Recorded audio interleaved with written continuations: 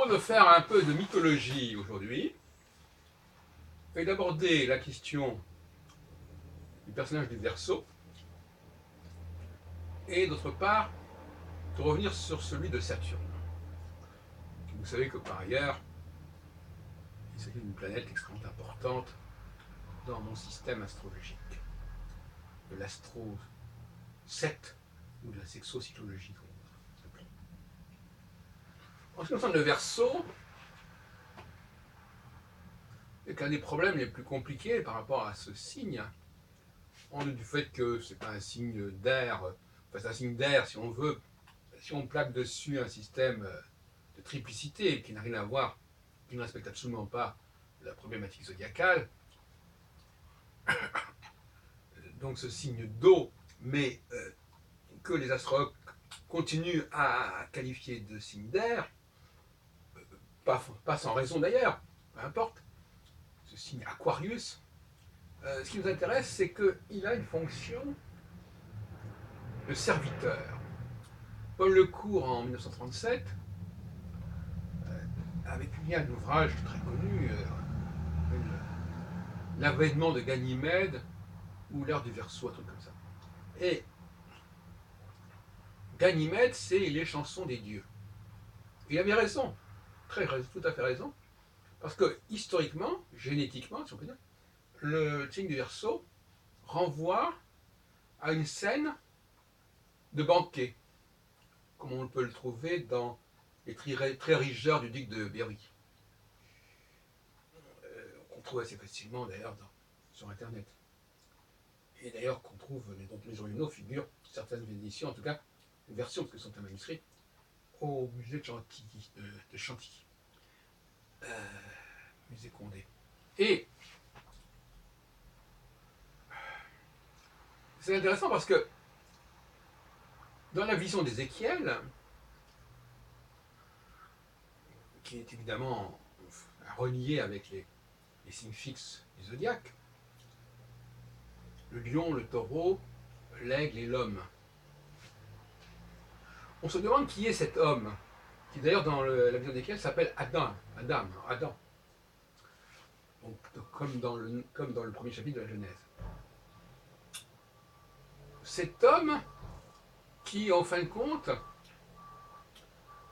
est plutôt un serviteur, comme le sont d'ailleurs les animaux, comme le taureau, qui est typiquement le serviteur, c'est-à-dire celui qui va tirer la charrue, par exemple, ou qui va tirer la charrette.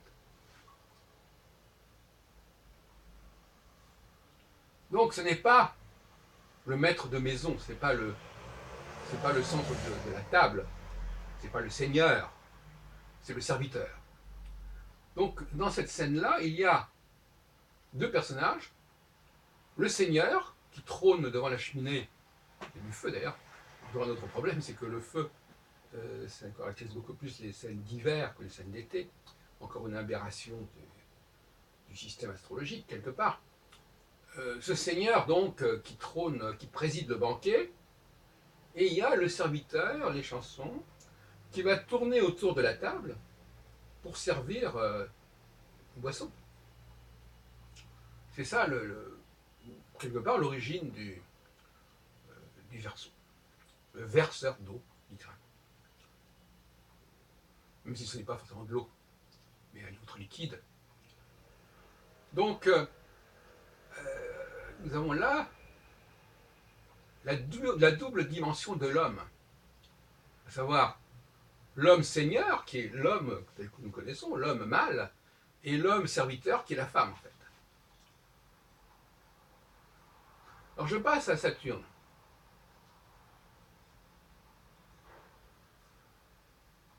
Il faut d'abord signaler, bon, effectivement, on le sait, que Saturne a une dimension matricielle, très marquée.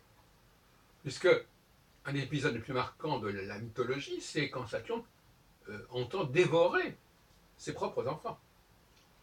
Quand on a très bien représenté le tableau célèbre de yoga, de Goya, au début du XIXe siècle, il y a donc 200 ans. Et il dévore Neptune, Poséidon, en grec, il dévore Pluton, Hadès, et puis il dévore aussi ses filles.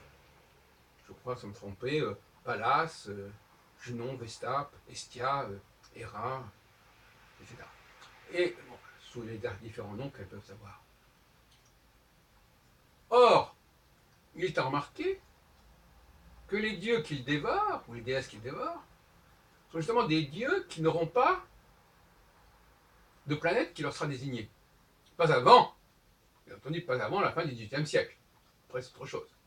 Après, on compense. Mais dans l'astrologie traditionnelle jusqu'au XVIIIe siècle, jusqu'en 1781, et même plus tard, parce que l'astrologie n'a pas immédiatement récupéré l'utilité de l'usage d'Uranus, hein, il a fallu attendre quand même quelques décennies, plus ou moins. Eh bien, curieusement, qui montre bien qu'à un moment donné, c'est l'astrologie ou l'astronomie qui a marqué la mythologie et pas l'inverse.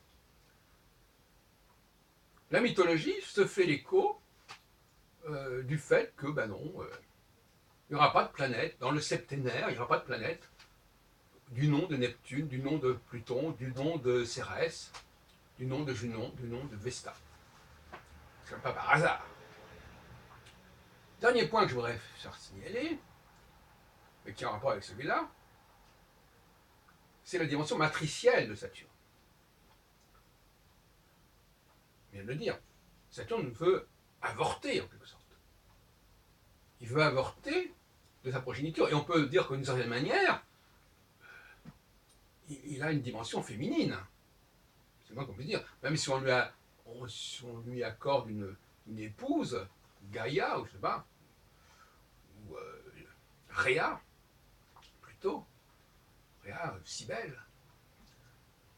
C'est Y-P-E-L-E. Eh bien, enfin, peu importe. Moi, je vois plutôt une dimension matricielle. C'est-à-dire, Saturne qui a un rapport complexe avec sa fonction même de génitrice, de géniteur. Génitrice en l'occurrence, parce qu'on peut penser que c'est quand même dans un contexte où Saturne a en lui-même ses enfants, car en réalité, quand il s'agit d'avorter, c'est bien par la femme que ça passe et pas par l'homme. Et même quand il s'agit de tuer ses enfants, c'est souvent la femme qui est en position de le faire, puisque ses enfants, ils sont en elle et puis ils sortent d'elle. Et je terminerai en disant que précisément pour moi, Saturne est la femme. C'est la femme et le cycle de Saturne, c'est en phase avec le cycle lunaire, 28 jours, 28 ans. Donc Saturne est une fonction complètement féminine. Contrairement à ce que disent les astrologues, qui sont partis dans une autre direction, notamment influencés par le fait que Saturne, jusqu'au XVIIIe siècle, a été la dernière planète, et donc la planète la plus âgée, en quelque sorte, correspondant au stade le plus âgé, donc représentée par un vieillard. Ce qui a joué sur la définition de Saturne, mais ça, c'est un autre problème. Saturne est la femme, au moment, alors, et les étoiles fixes sont l'homme. De la même façon que la Lune est la femme et le Soleil est l'homme. Et le parallèle est tout à fait justifié.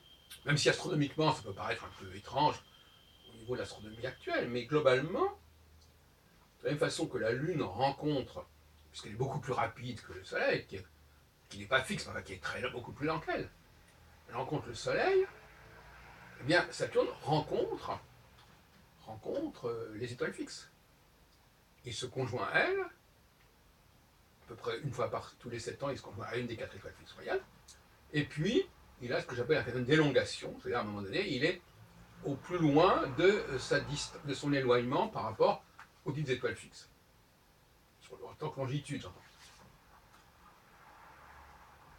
Donc, on est passé d'un couple Lune-Soleil très ancien, et on en a fait une sorte d'octave supérieure, qui est le couple Saturne avec les 4 étoiles fixes royales. Voilà. Donc, voilà ce que je vous propose de considérer et de méditer.